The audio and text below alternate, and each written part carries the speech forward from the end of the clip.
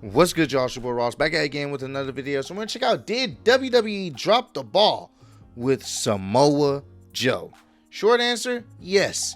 Yes, they did. They did drop the ball because Samoa Joe is fantastic. He's doing some great work still in AEW. The one constant thing that we can always say about Samoa Joe is he's going to always bring that intensity. He's going to always bring that realism, that aggressiveness that you would need in someone, and especially in wrestling. And I'm glad that he was able to become AEW World Champion for a little bit, and I enjoyed that. Like, Samoa Joe is fantastic wherever he goes. He was fantastic in NXT. I've seen some of his highlights in TNA. He's fantastic in AEW still, and he was great in WWE for the time when he was wrestling and for the time when they had him on commentary. I love Samoa Joe. He just doesn't miss. He's a believable guy. And I do feel like WWE dropped the ball. He should have at least been a multiple-time world champion. The guy deserves it. Should have been one. So, we're going to check this out. Should be an interesting one. Appreciate all love, support. Let's get right into it, man. Let me ask you a question. When you think back to Samoa Joe's time on WWE's main roster, what's the first image that pops into your mind? Is it him sauntering on down and chewing into every wrestler that stood before him on SmackDown Live? Is it him rattling Brock Lesnar on the build to SummerSlam 2017? Or is it the fall where he terrorized AJ Styles and his wife? Oh, Wendy. Wendy! When I think of Samoa Joe on the main roster, what comes to mind is this image. Samoa Joe as world champion in WWE. Something that never was. By all accounts, in this creatively dry period, Joe had everything you'd want in one of your premier talents. The incredible gift of gab, delivering authentic and gripping promos, a big hoss with fantastic in-ring ability and surprising agility, an intimidating presence, and a very marketable personality outside the ring. He had every box checked, except for one. And if that one box was checked, I think at this point we might be talking about a completely different story. And that was the consistency, missing periods of time because of unlucky injuries. Yeah. But aside from him not having his name in the history books as world champion, did WWE drop the ball with Joe, or is this run much stronger than it's made out to be? It was January 3rd. Injuries definitely played a part. I'm not going to lie. Injuries definitely played a part. But I still think there were opportunities they could have put the belt on him. They could have and should have. I stand by that. Injuries or not. The guy he had it. He was certified a main eventer. And they just didn't pull the trigger when I think a lot of people felt like they should have. 30th, 2017. And to end Monday Night Raw, Samoa Joe choked out Seth Rollins and made an immediate impact. Yeah. Joe had been signed by WWE in 2015, going on to win the NXT title twice, as well as the first ever Dusty Rhodes Tag Team Classic in his 2-year stint on the Black and Gold brand. Why Joe fit into the NXT system so well was because this was when they were trying to transform it by landing the biggest free agents and top wrestling stars in the entire world. They wanted to attract the big names that had dominated elsewhere, the hunger to bring in world-renowned superstars, in-ring technicians who were the hardcore's favorites, and have them possibly be the next ones up for the WWE was a huge sticking point for the brand. Plus, things were overseen by Triple H, who was constantly pushing Joe to be a top guy at every point imaginable. If you don't know, this is a guy who at this point had been doing it for 15 years. He was in that same vein of indie legends as CM Punk, Daniel Bryan, AJ Styles, and Seth Rollins. Guys who were hungry and by any means necessary wanted to make themselves every opportunity they got. No matter the venue, no matter the opponent, no matter the house drawn, their best foot was always going to be put forward. And that in turn created the most prolific period in independent wrestling. Joe was one of the pillars for TNA at its peak in 06 and 07. After becoming one of the hottest commodities out there, WWE and TNA both tendered Joe an offer in 2005, but he ended up going to TNA. You had this monstrous presence who had great versatility and was picking up accolades with the greatest of ease. From classics with the likes of CM Punk, Kenta Kobashi, Bryan Danielson, plus he was cementing his name as one of the top attractions for independent promotions wherever he went. Awards as the best wrestler, the respect of his peers, you name it, he did it. It's not like this was an undersized guy who didn't fit what WWE wanted. It was all there in spades. Despite all of that, and even coming in front of WWE fans in a tryout match in 2001, there was a lot of talk that Look at Vince that. McMahon simply was A young Samoa Joe, man. not a fan of Samoa Joe. Bruce Pritchard said that McMahon thought that Joe was just a fat, out-of-shape Samoan, with him also commenting on the matter. Damn. Vince vehemently opposed me being in WWE. He didn't know me, wasn't familiar with me, and now, we have a great relationship and everything's working fine. Without going too deep into the rabbit hole and getting off topic, which is Joe's main roster run, Samoan dude, pretty damn good. When he arrived to the main roster that January night, his coquina clutch re-injured Seth Rollins' knee, but there was no heat backstage as it was seen as an ambush gone wrong. Rollins was building to a match with Triple H at WrestleMania 33, and the way this was framed was Joe was going to be the heavy for Triple H, the big blistering presence that Stephanie and the game had brought in to be the next monster up. They gave Joe an immediate spotlight, even having him beat Roman Reigns, but as the build for the match continued, the Triple H and Joe on-screen relationship surprisingly didn't. He didn't appear at that year's WrestleMania. Which was kind of crazy. They kind of just dropped the ball with that. I think that would have been an interesting storyline to have to, introduce Joe to the main core audience. Obviously, people who watched NXT knew who Joe was, but those who didn't, introducing him as the next right-hand man to Triple H, and I think that could have boosted up his stats with the crowd even quicker. And not even to run an interference in the storyline he was a part of. He feuded with Sami Zayn leading into Fastlane where he picked up the win. Surprisingly, just one of 6 pay-per-view wins in his 23 appearances with the promotion. But it was post-WrestleMania where Joe became an animal and the company had the chance to cement a brand new monster. Following a rivalry with Seth Rollins, Joe became the #1 contender for the Universal Championship, being held by Brock Lesnar at the time. And if you look back at this period, you see Lesnar dominate this time frame. He held the Universal Championship for 660 days between WrestleMania 33 and WrestleMania 35. As we got to Great Balls of Fire, it was Joe versus Lesnar in the main event, title on the line. The brief rivalry between these two behemoths doesn't get its due for how authentic and impressive it was. Bro. Joe was positioned to be a beast killer. The night after he won the Fatal 5-Way at Extreme Rules, he choked out Paul Heyman, and that was so fucking... me personally, I know that it wasn't going to happen, but I would have pulled an audible. I would have pulled an audible. Samoa Joe would have beat Brock Lesnar, but we know it was all to feed Roman ultimately. But I would have gave the strap to Joe. I would have had Brock do the job to him because that would have made him mega over, even more than he already was.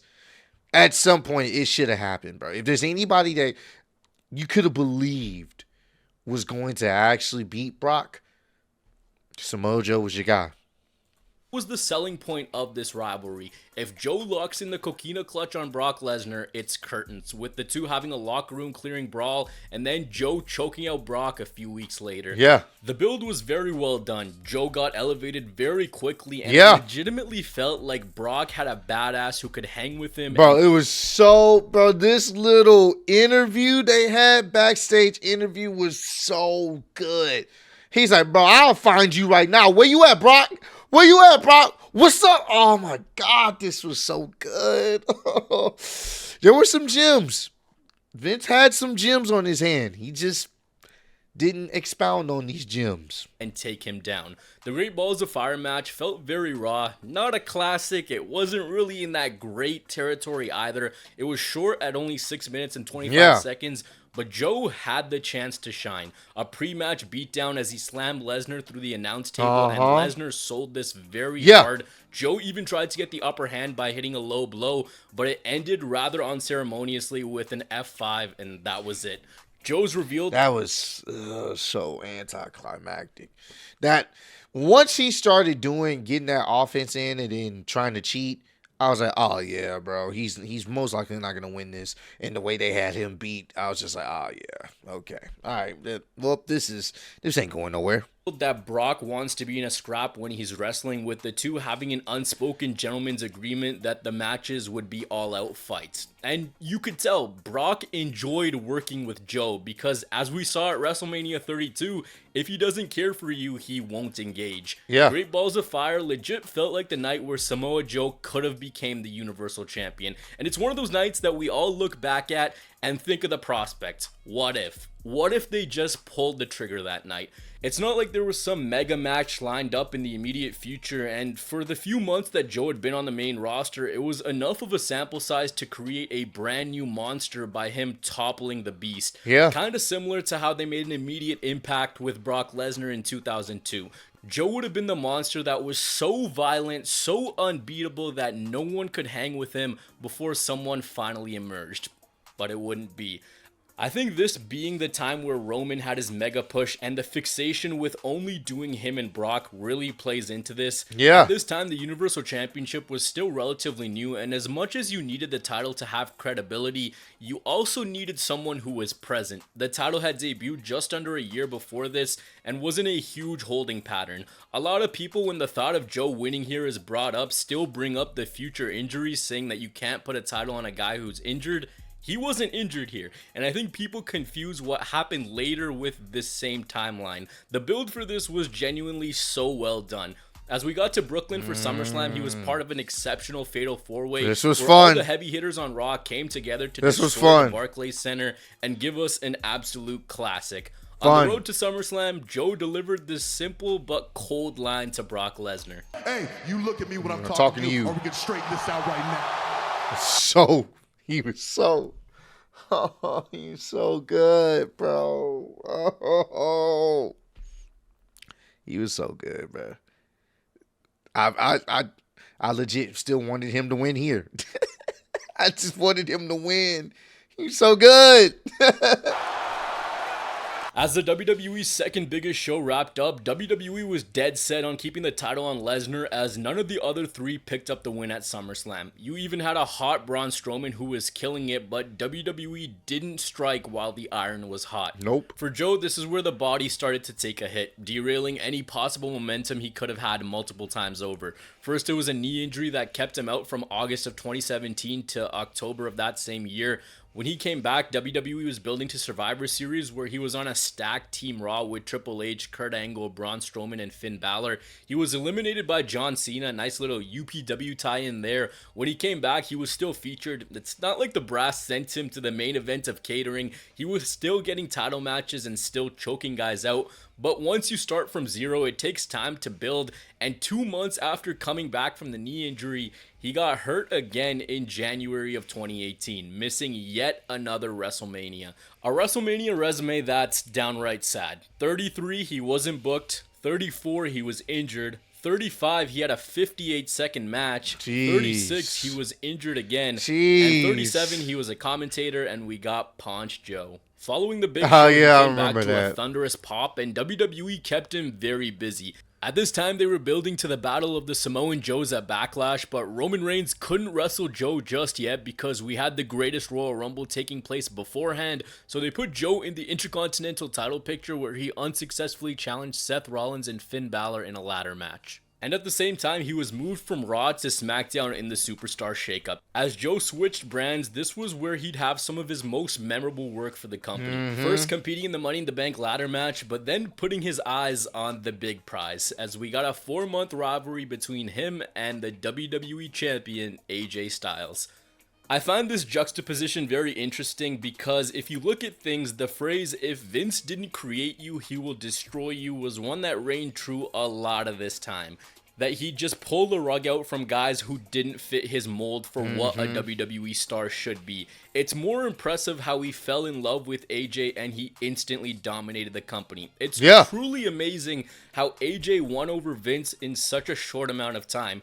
I say this because these two had a similar background, and if you want to make the age argument, I don't think that's valid because Joe has 2 years on AJ for being younger. Regardless, you had two guys with a similar path, two men who were very familiar with each other, and the company used their friendship as the story. Joe attacked AJ Styles, ready to throw away his decades of friendship in hopes of competing for the ultimate prize. The premise being that he would wear down AJ psychologically by getting his family involved. This was so good, bro. And I wouldn't have tripped if you would have gave him the title. At this point right here, this was entertaining. So entertaining. Metaphorically strong, Joe was going to tear down both houses that AJ built. The rivalry saw Joe talk about how many miles they'd both logged, but AJ had logged way more. He'd made the WWE title so prestigious because he put it above everything. Even put it above being a father and a husband. That's why Joe thought that he was a failure as a father. The SummerSlam match ended with Joe picking up a DQ win after he picked up a microphone mid-match and told AJ's daughter and wife that he'd be their new daddy. And following SummerSlam, Joe became obsessed with one woman. Good. Oh, Wendy! You could see that WWE didn't want to outright beat Joe, whether it was to stretch out the rivalry or keep him credible. The finish to the Hell in a Cell match was Joe having the coquina clutch locked in, AJ rolling through to get Joe's shoulders on the mat, but AJ tapping on the non-hard cam side. So technically it was 1-1, but either way, no chip for Joe. A rematch followed at Super Showdown, and oh my god, they made Joe to look like a menace, going to Georgia to visit the Styles household, and this man became a complete lunatic. But that was the high point for him in this rivalry, as Styles won the next two matches, first by tapping him out in Australia, and then by pinfall at Crown Jewel. So you kind of wonder, why didn't they do it? After AJ had his disappointing rivalry with Shinsuke Nakamura, why'd they keep letting AJ's reign go on? Maybe it was the injuries in quick succession that scared them, but digging around, Road Dogg said that Vince was a babyface champion guy. He didn't want the bad guys because he felt like he couldn't promote them. Sure, we'd want to see a monstrous heel line him up, choke him out while being menacing on the mic, but Vince didn't think you could promote a guy like Joe. That's crazy. And with Brock, he sells himself. He's Brock Lesnar. He's legit. You know what I'm saying? Former UFC World Heavyweight Champion. Like, he sells himself. He's box office. So he can be a heel or a face. It doesn't matter.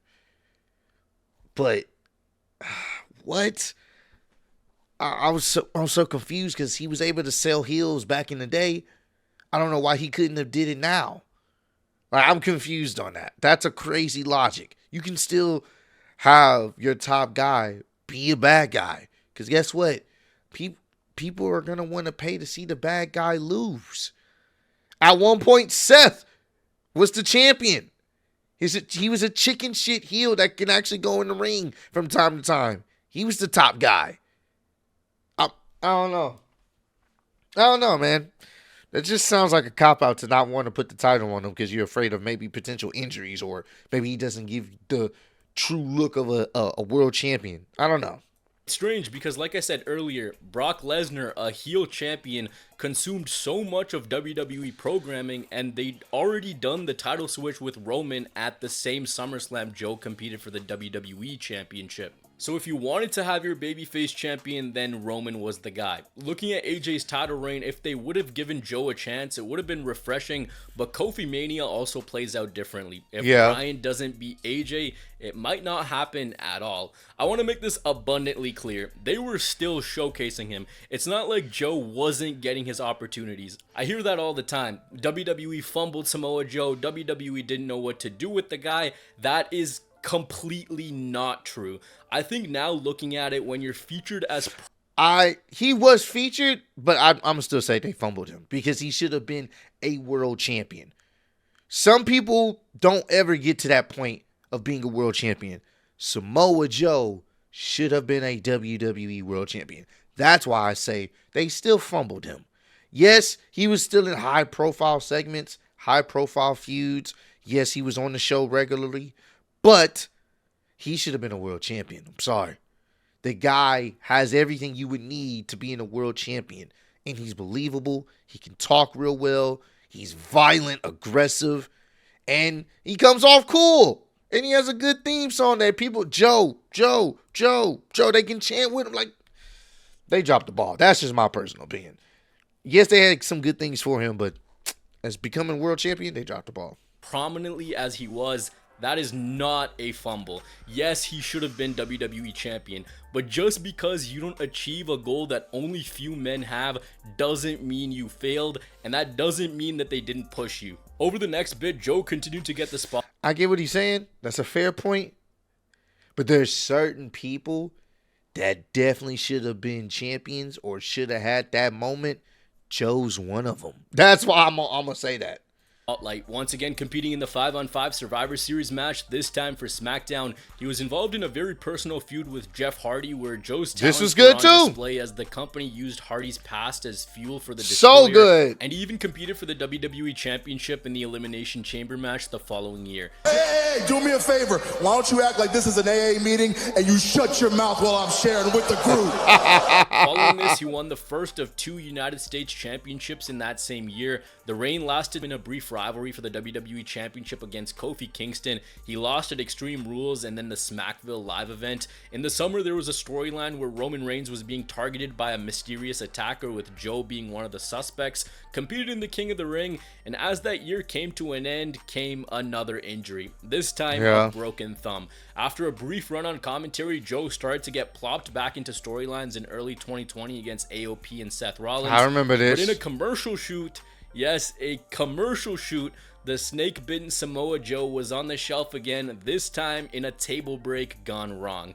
This, wrapped together with a wellness policy violation, would be the end of Samoa Joe's time as an in-ring performer on the main roster. He was on commentary for the rest of the year until his release from the company in April of 2021, coming very randomly and during a slew of names being released at the same time. The company brought him back a few months later in June, but not as a full-time performer and not on the main roster. He joined NXT in the dying days of the Black and Gold brand, this time returning in an authoritative role as the enforcer of NXT, where he was the guy defending William Regal from the wrath of NXT stars. Anyone who watched Joe's original run in NXT knows how funny that is, considering he was the one making Regal's life hell. As I said, he wasn't cleared to wrestle because of that commercial shoot concussion the previous year, so they kept him around, and it was very exciting at the possible prospect of a match against guys like Adam Cole, against Carmelo Hayes. A whole new era of NXT stars had emerged since the last time Joe was in the brand, but that was fans operating under the thought process that it would still be what we'd known it to be for the past little bit. As the summer came to an end, Joe wrestled Karrion Kross and became a record 3-time NXT champion on the final takeover, which he later vacated because, again, Samoa Joe in the WWE couldn't catch a break. He tested positive for COVID-19 and the direction of NXT was about to completely change, and Joe didn't feature in those new plans. He was a backstage trainer for a while, and come the first week of 2022, he was again released by World Wrestling Entertainment. And that's where the story of snake-bitten Samoa Joe comes to an end. When you look back at this run, you can't say that he wasn't utilized. Not utilized as world champion, yes, but he was consistently pushed. From his debut in 2017 all the way to his final full WWE main roster year in 2019, he was always sniffing around that main tier of WWE stars consistently. I'll put it to you like this, maybe Great Balls of Fire 2017 was WWE testing the waters with Joe, and possibly if those two simultaneous injuries don't happen the next year, I'm sitting here telling you about how he won the big one in every top promotion he was in. Possibly. One can only imagine what Vince thought, but if the injuries didn't happen, maybe Vince would have seen him as that guy he could give the reins to. It's frustrating looking back at things because WWE was so dead set on Roman beating Brock. They were non-committal on Braun Strowman in that 2017-2018 timeline. And that was the issue. They issue. didn't care for anything else. It was a simply creatively dry period for WWE that Joe could have elevated. Maybe things look different if Joe wins the title and we don't get those stat-padded Brock Lesnar title reigns. Great Balls of Fire and SummerSlam 2018, those were the two chances that the company had, and the injuries after that just got worse and worse. You start to think how the timeline might have been different, or what the timeline might have looked like if the guy who's high on him and currently runs the WWE took over just a few months before he initially did. Because remember, Samoa Joe was contracted with the company in January of 2022. Is he still around having matches with Gunther, rivalries with Cody, Roman Reigns, CM Punk? Possibly. It's a big what if. Look, I've said it so many times, just because you don't win a WWE World title doesn't render your run automatically as useless or a failure. He was pushed, he got a lot of shine in the company, but the band-aid next to his name seemingly never went away. A ready-made WWE champion if there ever was one, but it never was. And I appreciate his point on it, his point of view of, just because you don't win the big one doesn't mean you didn't have a successful career, for sure. But there's also that caveat of someone that I think a lot of us and a lot of the fans would have loved to have seen as the champion because he fit a champion. Some people, we don't initially see them as world champion. They kind of got to grow into it. Samoa Joe fit a world champion as soon as he was in WWE.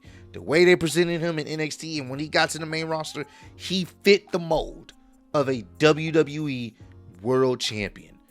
And I just feel like if they weren't so busy trying to push Roman down our throats at that time, he possibly could have won or maybe should have won. And also injuries definitely play a big part because if you get injured a lot, Vince and, management, they're going to be less likely to want to push you. Not because you're not great in the ring and what you do. It's because, they kind of need you on the show. And if you're getting injured, now they got to change plans. So, but comment down below. Let me know. What was your favorite Samoa Joe feud and match when he was in WWE? Y'all let me know down below. But I appreciate all love, support. Road to 150K. Appreciate y'all kicking with me. See you on the next one. Peace.